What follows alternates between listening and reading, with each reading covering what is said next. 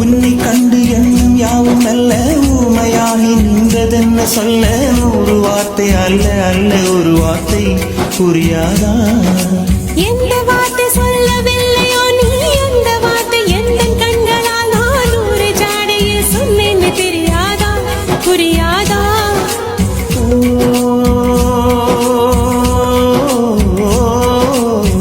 my போல நானும் கண்ணில் சேர வேண்டும் மை போல நானும் கண்ணில் சேர வேண்டும் பூவை போல நானும் உந்தன் கூந்தல் சேர வேண்டும்